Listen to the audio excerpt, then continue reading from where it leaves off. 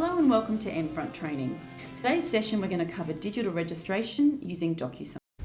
In this session we're going to cover the documents that are available to you as per your division profile. We're going to show you how to send a document or pack and then also how to bulk send to multiple people. Tracking and checking the status of the documents you've sent. We're going to show you what the candidate experience looks like so you understand that.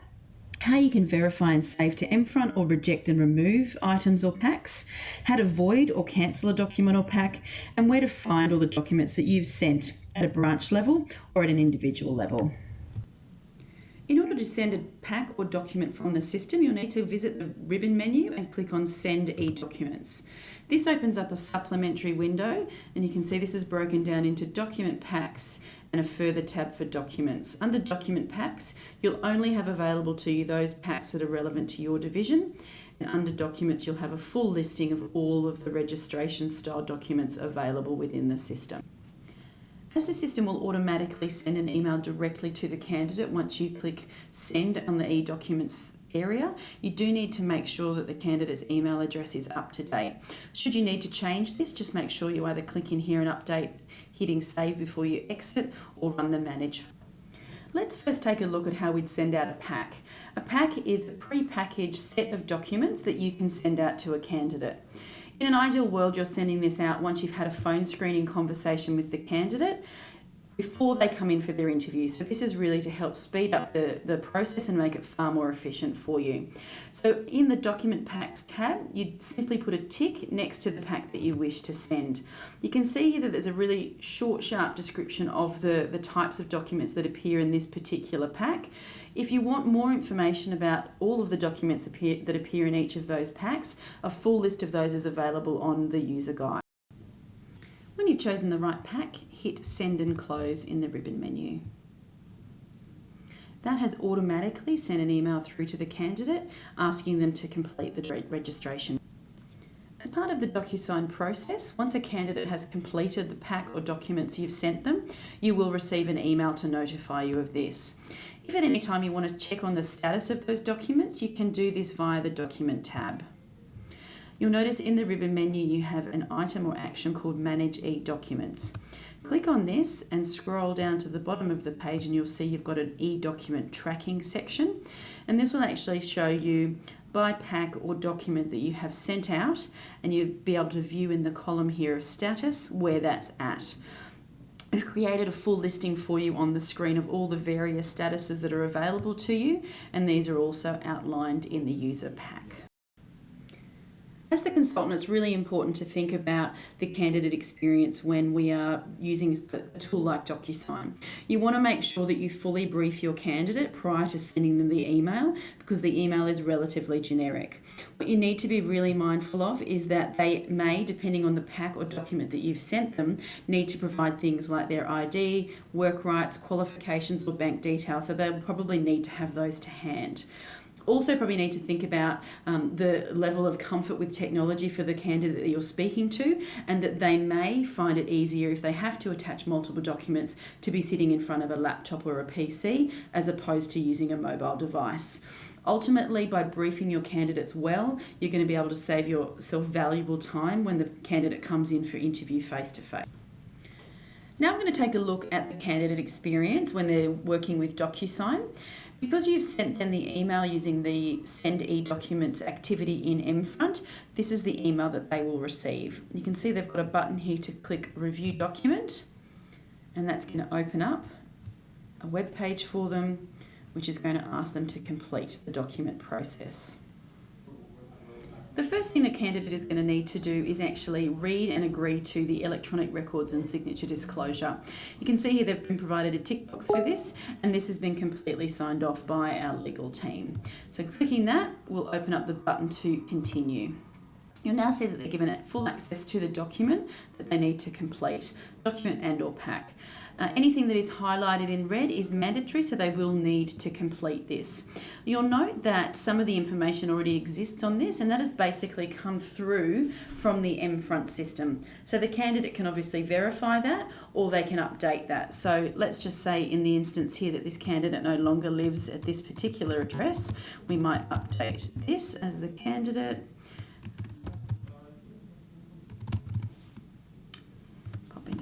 postcode.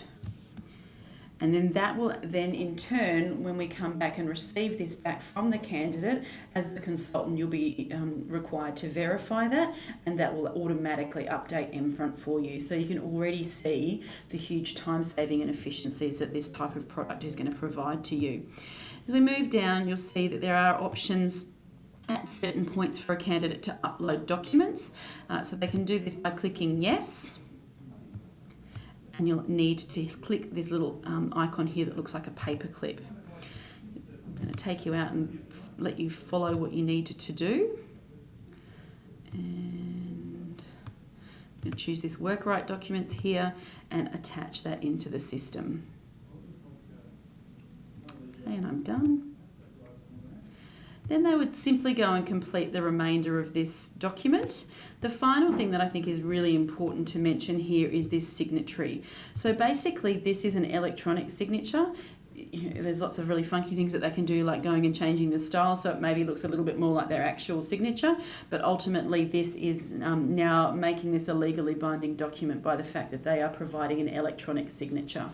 So teams like our marketing team, our legal team, the business concepts development team have all been involved in the project to ensure that this document meets all of our branding, legal and internal requirements from a privacy perspective. All of that's been bundled up and put into this one document to ensure that your candidate is exactly the same as signing a paper-based document in the office in front of you.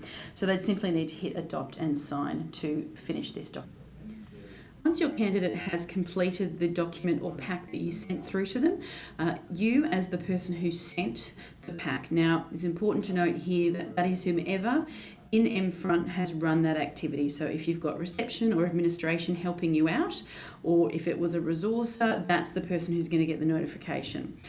The candidate will also receive a notification that they have completed and have a copy of the documentation that they have completed to their email address also.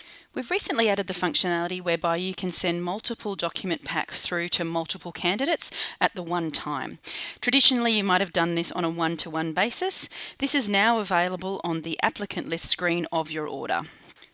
In this particular example, you'll note that we have 4 candidates currently on the applicant list screen. 3 of these have got an applicant status of new and 1 is of unsuccessful. You'll also note that one of our candidates is missing an email address. The way that the system works when you're doing the bulk option is that it will not send to somebody who has a status of unsuccessful, and it will also not work where somebody's email address is missing. To run the bulk Docusign send function, you'll simply need to highlight the items that you wish to choose. You can either do this in bulk by using your Shift key and highlight, or you can highlight individuals using the Control key and highlight. In the Randstad screening or Phase 2 section, you'll note that if you drop down the list now, you'll see you've got the option of Send e-documents to applicants. Next, you'll be asked to identify whether you want to send a pack or a document to this group of candidates. You'll either choose by using the radio button, the pack or the documents, and then you'll need to click on Next to get the process going. You'll note because of the requirements we discussed earlier that only 2 of the 4 candidates we chose will be sent the document pack we have identified for them. You're also able to denote in the tag column that appears on the applicant list that you've sent e-documents to these candidates. So you choose from the drop-down list e-documents sent, and this will then also reflect against the tag column on the applicant list for you. Hit send and close to start the process. Back on our applicant list page, you'll notice you've now got a separate column which is talking about the e-document, and it's showing you a status of sending for those 2 packs. The other thing you'll note is the 2 candidates that were either missing an email address or an unsuccessful status have not been included in this process, and in the tag column you've got the e-document sent tag that we put against those particular candidates. Now that we've been notified by the email from Docusign that our candidate has completed the documents, we need to go in and perform the verify and save function. So again, on our document tab, we're going to click on Manage e-documents, and as you remember, that's down the bottom of the page. You'll note that the status has actually changed to be verified. What we now need to do is go into each of these sections and actually verify that information. So it'll either be imported into the system, adding the documents to the document library, and also updating any relevant information in the person's MFront file. So let's take a look at the registration form. If I click on that, and you'll notice Verify and Save then becomes available in the ribbon menu. This is going to open up the image of the document and allow us to view the information. So insofar as you would usually have done this using the paper forms, this is now all electronic for you to be able to go through and have a bit of a look at that detail and make sure that everything is in order as you would expect it. So you can see I can scroll through the document and see all of the information that the candidate has provided to me. You'll note earlier I did change the address details. And I've also added bank details to this person's file. So I'm going to show you a little bit later on how that's going to affect the MFront file itself. The other important thing to note here is that you'll see a section with regards to job active company. So for those divisions that are using this and are familiar with this process, more than likely the ID number will have been supplied to you by the candidate, but you will likely need to go and find the other information like the name of the agency and add this in so that that can then also be updated into the candidate's MFront file. If you're happy with the way that it looks, you'll need to hit Save and Close from the ribbon menu. Based on the fact that I've just verified and saved the registration document, you'll note that the candidate's address has been updated accordingly. And the second piece of information that would have come through from that form is the checks and references section here on the More Details tab. You'll now note that my referee detail has been input into the system as well. So you'll also note, as part of that registration form being verified, that your registration consent and privacy consent ticks have also been verified for you. Certainly as we go through and look at the work rights stuff, that will then help you to get all of these ticks across here, again making that process of going through and getting the registration pack completed far more efficient than the paper-based. The next document we're going to look at is bank details. So again, in the same fashion, I'm going to choose the line item from my pack that I've sent and hit Verify and Save. Again, bringing up a new window that's going to show me those bank details, and you can increase the size of this if you're finding the window a little bit small to read. You'll see that the system has transposed those details across into the fields on the right hand side, and you can, if need be, update from here. This BSB code is really the source of making sure that the bank name is correct. So if this is correct, you can assume that we have chosen the right bank name from a list that we would work off. But this is probably something that you could do face to face with the candidate just to ensure that all the details are correct before you go and save and close. You'll see that the date of birth in this particular instance is blank, so I do need to fill that out in order to complete this particular action and include their immigration status and their tax type. So if you have not come across tax types before, it's a good opportunity for you to have a conversation with your manager. There's also another session that lives within Skillport around ensuring that they've got the correct tax type assigned to your candidate in terms of their bank details, which has got further detail around that. So I'm going to choose for this particular candidate a pay-as-you-go option and hit Save and Close. Just a couple of important points to note around the bank details form. Certainly if we were sending this out to a permanent candidate, this wouldn't exist at all in their permanent pack. In terms of a temporary or a contract candidate coming back to us, if they've chosen not to enter those details because they aren't working for us as yet, they don't like providing that style of detail over an online form, they'd prefer to do it in person, the bank details section will actually be blank.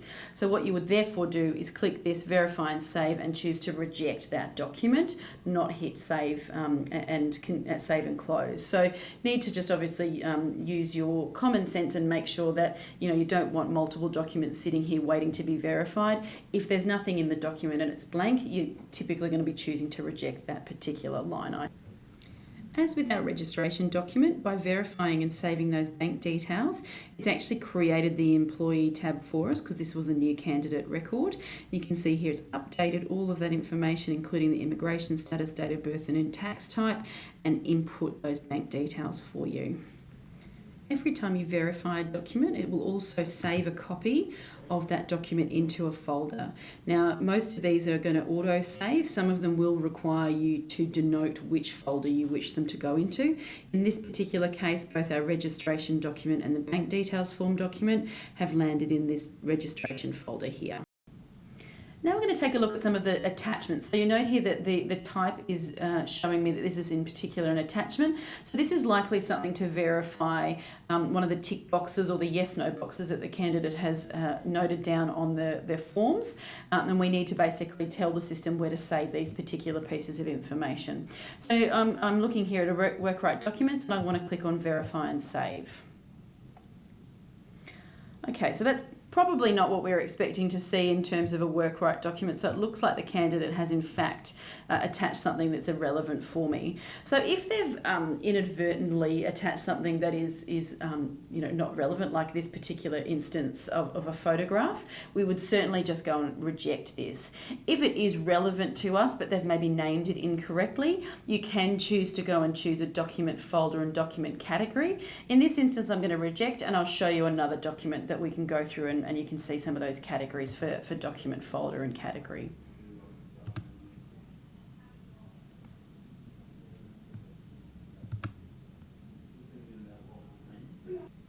You'll now note, because we rejected that, the status for this particular line item is now rejected. Okay, let's take a look at another one. Let's look at this passport. Click on verify and save. It's again going to give me a window that will show me the document itself. I have to scroll up in this instance. So I can clearly see that this is a passport and I need to basically tell the system where I need to put this.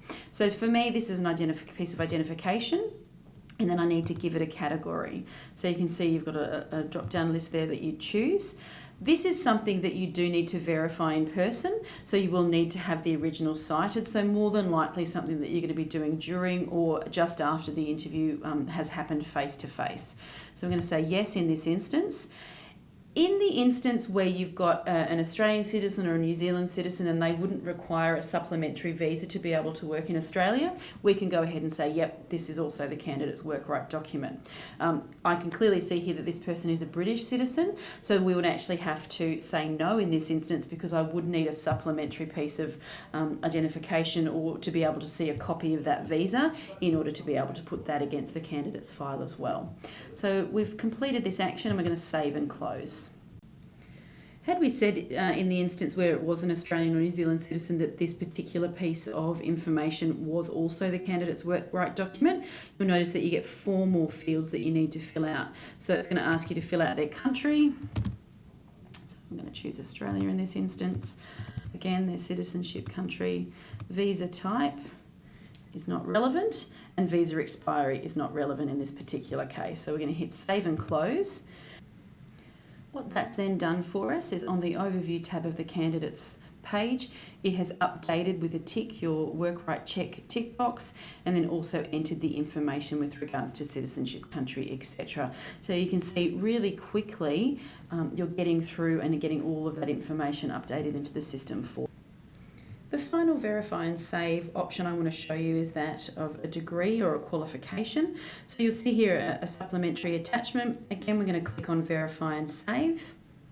That is going to give us our window and allow us to choose again what style of document this is. So certainly for businesses like education or industrial where there are different licenses, police checks, things that are sit outside of that qualification realm, you'll notice in the document folder that we've got multiple options here. So licenses and certificates, police checks and qualifications. So you do need to choose whatever it is that you're actually opening up and what makes the most sense to you in terms of where that will live against the candidate's file. In this particular instance, we're showing a qualification. So we're going to choose our document category of certificate, degree or diploma. So this is a degree that I'm saving.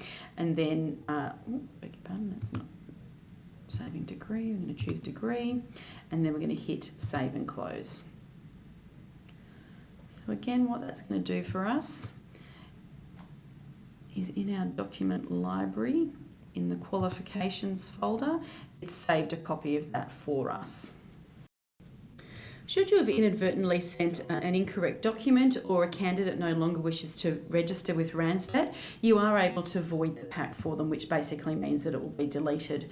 So what this means for you is that you can't come into this line item area. You do need to actually void it at this level where you'll see the blue writing in the e-document tracking section.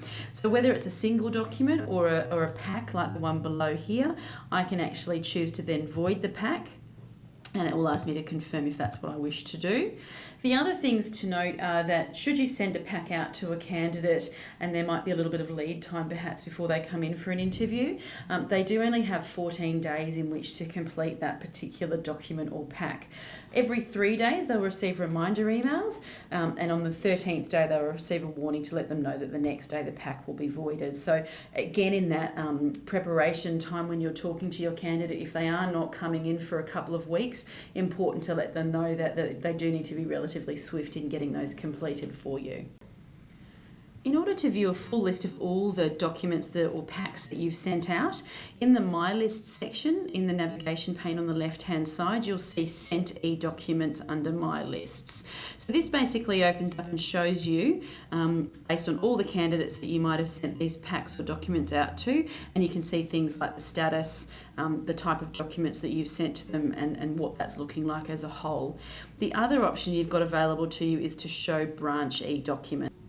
So what that means for you is for anything that potentially is outstanding for you, you can certainly use this to find those outstanding or to be verified items really easily rather than going into each individual candidate's record. Or at a branch level, you can also potentially help out your colleagues in order to be able to get through some of those things that are required to be verified. So for instance, if I wanted to go into my listing screen here, you'll see I've got an option for status. If I click on that, I get my little key in the top right hand corner and I can choose to be verified. So that's going to narrow down the listing and show me just those things that need to be verified. Again, I can click on the line item here and you'll note then that verify and save in the ribbon menu becomes available. I can click on it and it will allow me to do exactly the same as what I would have been doing had I been inside the candidate's record. I can see that there's a contract for services here. I'm going to choose my document folder. In terms of registration, document category is contract, so that's already pre-populated for you again, and I'm going to hit save and close. So again, like I've done before, it's going to save those documents into the correct folder in the document tab. It's going to update that my candidate has completed that and signed their contract for us in exactly the same way had I been inside that candidate's record. Should you require further assistance with Docusign or Mfront, please log and assist me. So if something's not working the way that you would expect it to be working, this is the portal that you'd use, and you'll actually need to click on Information Technology to let the help desk know what's going on. Alternatively, you could also go to the R2R site and find a user guide and extra information and resources available to you there. The final place that you can access resources with regards to the Docusign forms is at the very bottom of the intranet. You'll see a quick link section and you'll have Mfront user guides. If you click on that, the following screen will appear and you'll need to click on the candidates folder. In the candidates folder, you'll see an electronic registration, FAQs and a user guide available for you.